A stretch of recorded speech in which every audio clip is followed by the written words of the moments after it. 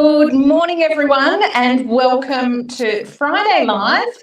And this is take 2, so we had a few technical hitches earlier, and not being one to give up easily, I'm back again. It's 11:30 instead of 10 o'clock, but here we are live, and I hope many of you have seen that I am popping back on, but if not, you will all get the chance to watch the replay. So welcome to Friday Live. I'm excited to be here. Sorry about earlier. And what we're going to look at today, of course, is how to create a gorgeous rusty journal. So this is what we're going to be playing with today, and I'm going to show you how to do part 1 of the journal, which is creating some beautiful layers underneath your artwork. And to begin, we are going to use bronze Powertex today, which is the perfect base for a rust effects artwork. It is earthy and it gives a really gorgeous undercolour to your artwork that you are just going to love when you later put your additional elements and colours onto it. So let's get started. Let's go down to the art table, yay! And I will do a demo and we'll get going. So here we are. There's our arty table. And of course, we're going to be using the bronze Powertex, and it is going to actually harden and seal and protect our chipboard embellishments and papers. So that is one of the great things about the Powertex, is it is weather resistant, and so of course that means it is going to block moisture going into your cardboards if you have sealed it properly. So super exciting and a really awesome medium.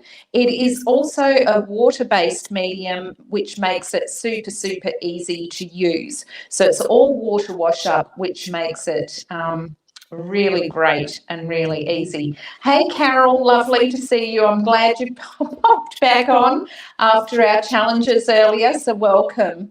All right, let's get started, and I'm going to show you how to get some beautiful underlayers to then later be popping some of the further elements on and colouring it up. So let's go. So you can see here I've got my Rusty Journal kit, which is available from Powertex Australia or Bag In Studio. And what it comes with is it comes with some chippy embellishments, you get some corrugated cardboard, and of course you get an art journal as well. So it's an A5 size, and so it's a really nice size to work with. And this is an example of a finished piece that was done a while ago, but we are going to have a play. So the first thing that I have already done, because you know, it's not very exciting to watch me painting a flat colour, is I have actually used the Powertex Ultimate Medium in the bronze, as I said earlier.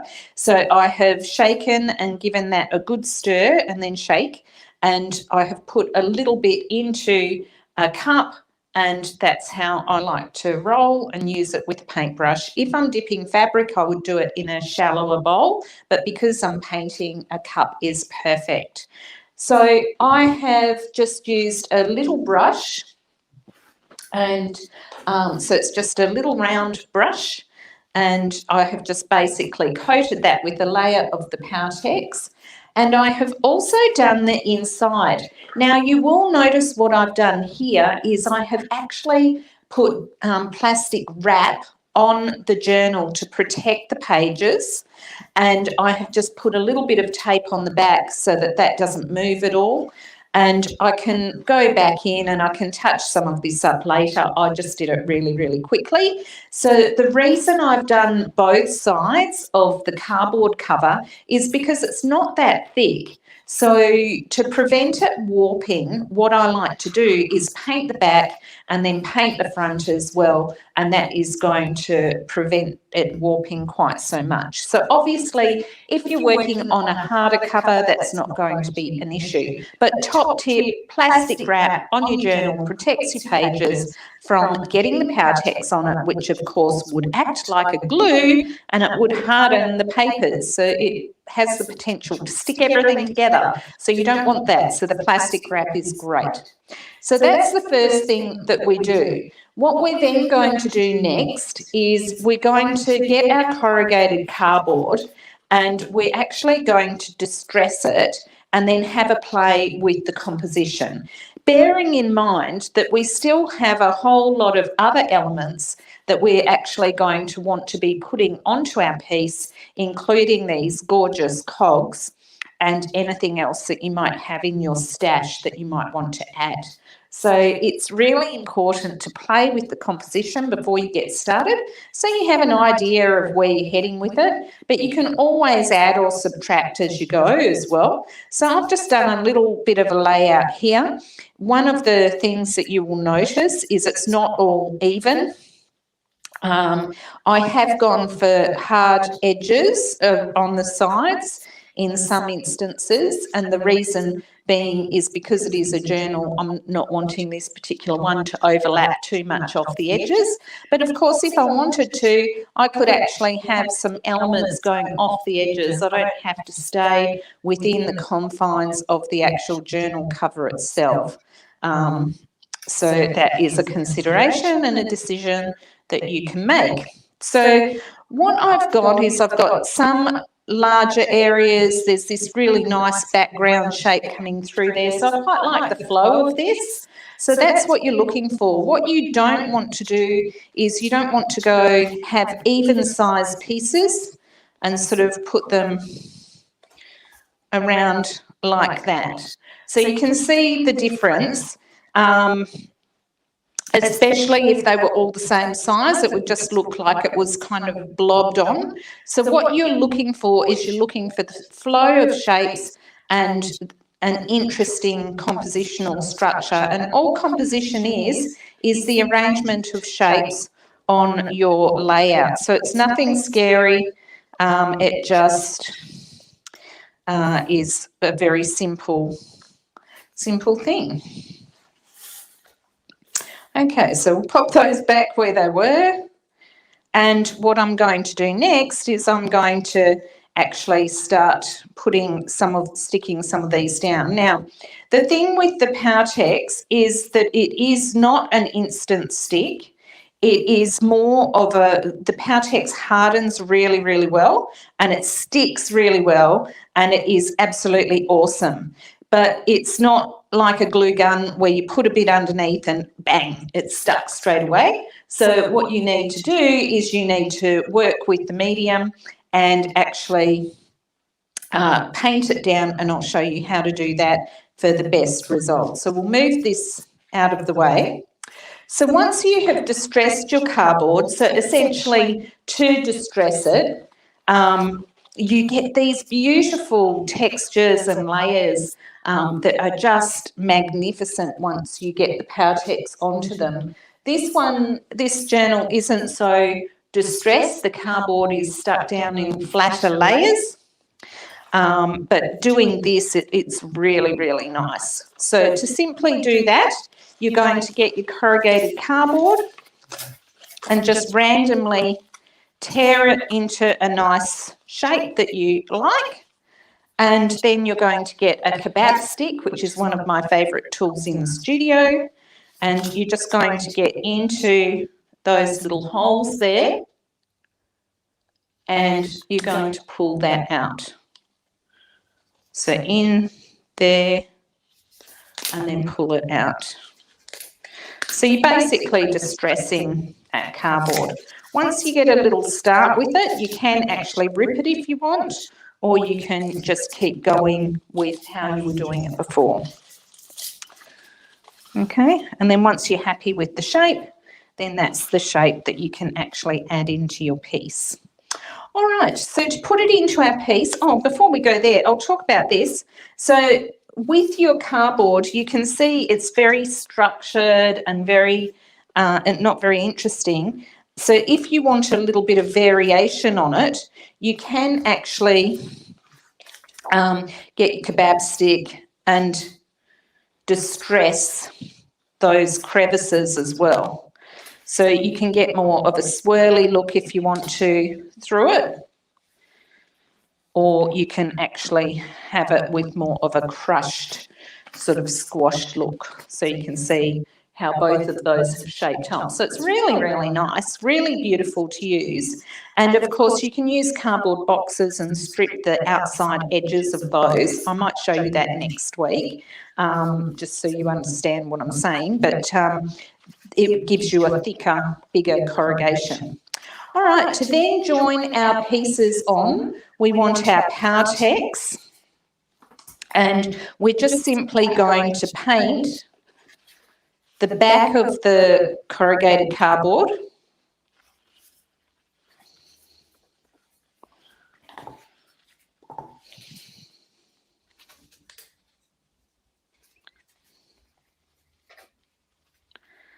And I'm going to pop another bit onto my journal. So I don't want it to be all edgy. So I want to make sure that it hasn't got an edge. It just all is feathered out into the rest of the journal. And then I pop that down where I want it to go. And then I actually use the pressure of painting the top to actually stick it down. And you will find once you've done that, that it actually does have a little bit of an instant stick to it.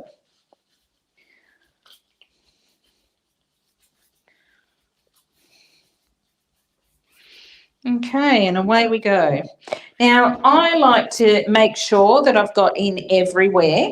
The reason being is because that dark colour underneath creates really, really lovely texture that means when you do your embellishing with your colours that you've got this dark colour underneath, and it really makes your work look very professional.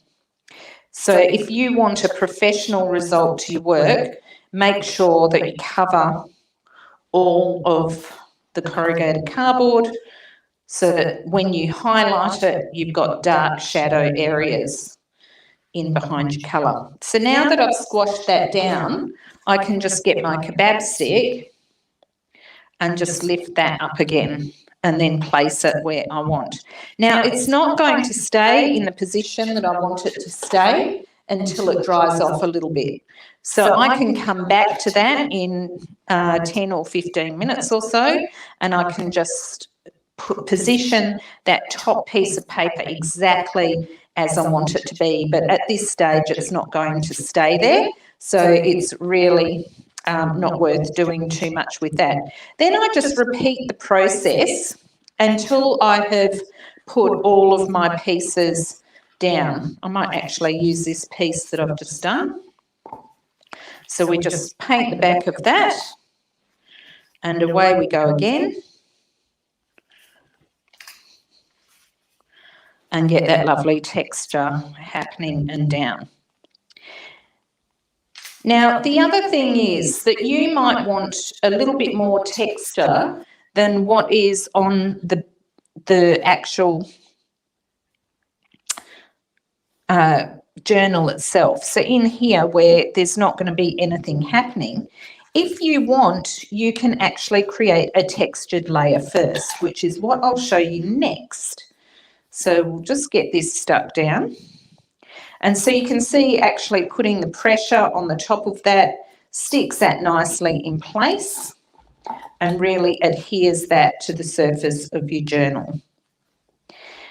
Now, see how I've got these marks around the outside edges? It's really, really important that you actually feather that out so that you haven't got a line going around your cardboard, because the Powertex is so viscous and it's got such a lovely body to it that it creates texture in itself.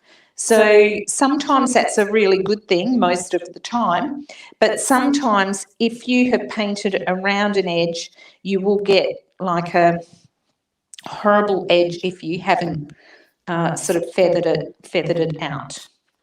So I'll just keep going. I do all my pieces of corrugated cardboard. So I will do that through the week because you can't, there's no point me just keeping going with the same thing. I will finish that off and then I will show you how to do the coloured layers next week. and we will also be adding our cogs. So as well as painting and adding this, the first thing that you want to do as well is pop out your cog shapes that you're going to use on your piece and add as your final layer at the end. So you notice we're going to do it in stages. So this will form the background, but while I'm doing the background, I can also prepare these ready to paint and colour up. Because if I try and put everything on at once and then I do the colours, I'm not going to get as nice colours underneath as if I actually deal with the background colour and then paint these off of my piece and then add them to my piece after they're pre-painted. So that will prevent brushing going onto my background where I don't want it. So we've got our coggy shapes and we can just flick those out. And then the best way to paint those is to actually have some plastic wrap on a cutting mat and paint them and then lay them in a clean area. If you don't lay them in a clean area, you're going to get this happening. So I think you can see it. See how it's got little bits of Powertex in between the shapes? So you don't want that. That's because that has been put down on Powertex and the Powertex has dried in between the shapes. So it's so good that it's going to create like a skin layer, which is also really nice to work with in your artwork, especially for the rust. So what you want is more defined shapes. So if you paint it and then you put it on some clean plastic wrap, just paint one side, allow it to touch dry, then flip it over and paint the other side, and you will have a much, much nicer finish on your cog pieces. So you can do all of those as well while you're painting this background. Now, you can do all of this in one sitting, because pretty much by the time you've stuck all your cardboard down and you've painted your cog shapes, the paper cardboard is going to be more or less dry enough that you can keep working. So once I've showed you what to do in the next layer with your colours and things, you can then just keep going and get a bit of a roll on with what you're doing. Okay, so an alternative surface that you can do to start with. So that's one way that you can begin, is with the corrugated cardboard. Another alternative is that you can actually create more texture before you begin. So a way of doing that is you can use, I've got very messy 3D sand here, you can see it's well used, 3D sand and also easy structure, and then you can use pigments and stencils as well. So what I can do is I could just do a really organic layer of texture just on some areas where I want it to maybe be a bit more organic, or I can actually use some stenciling. So I thought I'd show you some stenciling, and I'll use this one where it's got some like cracked paving, so we might do that. And I'll just do this one using the easy structure first. So the easy structure is essentially a modelling paste.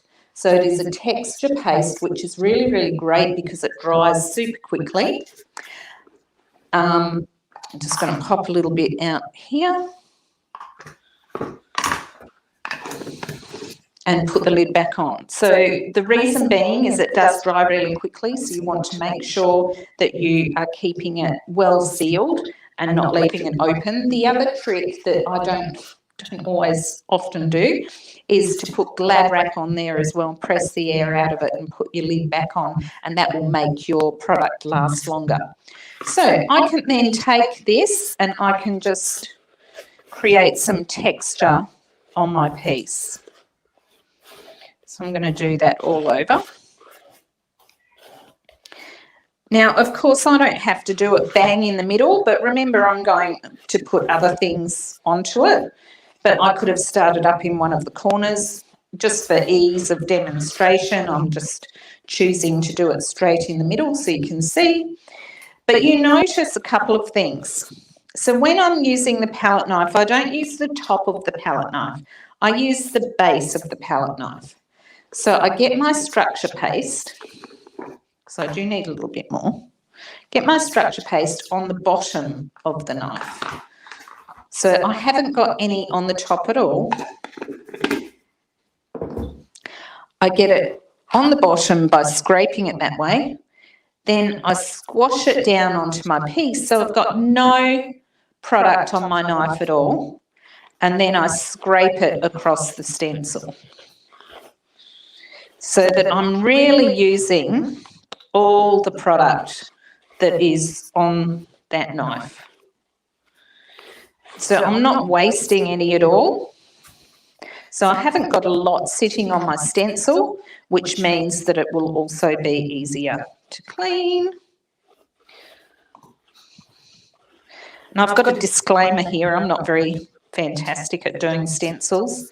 I'm a little bit random because I like texture and I work a lot with paint and mixed media. For me, the stenciling doesn't have to be totally perfect. It's okay to have imperfection. Okay, so there you have it. So I've now stenciled that entire stencil. I haven't got too much structure paste left, but that I can still utilise. So I'm just going to pop that away so that it doesn't dry out while I'm talking. And then we can simply take that stencil off and we're left with a nice cracked pattern. Now you can see what I mean. I'm not perfect at stenciling, so I've got a couple of little imperfections here where I know there's a lot of you out there who are really, you just get beautiful stencils. But if I do get that and I don't like it, I can just carefully move it a little bit with a cloth. My finger's a bit big, so I'll just use a kebab stick to get in there.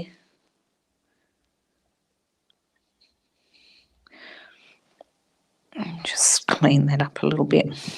So it doesn't have to be perfect.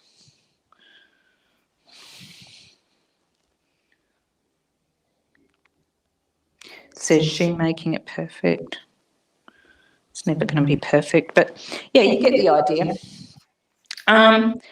So now I've got this lovely stencil design, and I'm going to allow that to dry.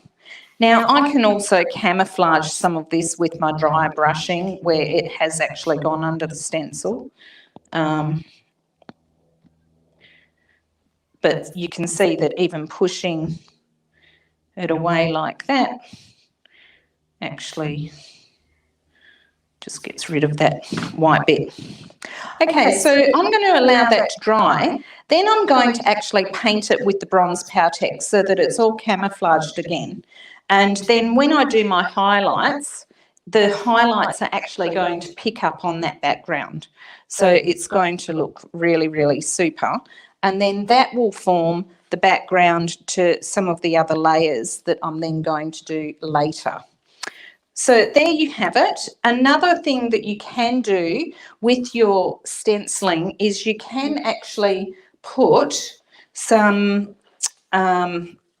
modelling paint, some pigment colour into your structure paste as well. So I'll show you that quickly because it's super easy to do and totally effective. So if you don't want it to be white and you don't want to have to paint it, you can actually take some colour into your piece. So I'll use something that will contrast. So we'll use the mocha. So this is the mocha in the power colour. Even the dark brown would contrast against the bronze because the structure paste is actually white. So it's going to lighten the colour of the pigment up. But look at that colour, isn't that lovely? So you can imagine if you create a range of colours, so you could use red ochre, you could use the dark brown, you could use the turquoise or the lime green and make some really gorgeous colours for underneath your piece. All right, so let's just get some of this. I'm not going to go crazy with it, but we'll just do some on here.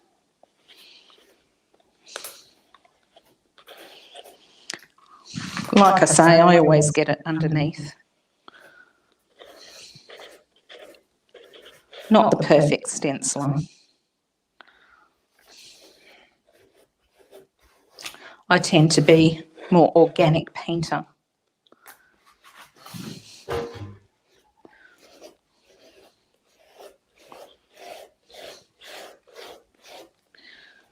Okay, I do want the edge of this one over here, so we'll do that whole one there. Might even put some of this one here in. Maybe a little bit of this. Now, don't feel like you have to do your whole stencil. That's the other thing. You just don't. You don't have to cover everything.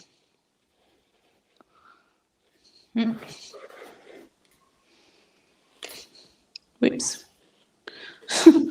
Probably smooched it underneath there somewhere. I might just get into that little bit there and take some in here. I've got a little bit left, so we'll just take a little random piece down in here.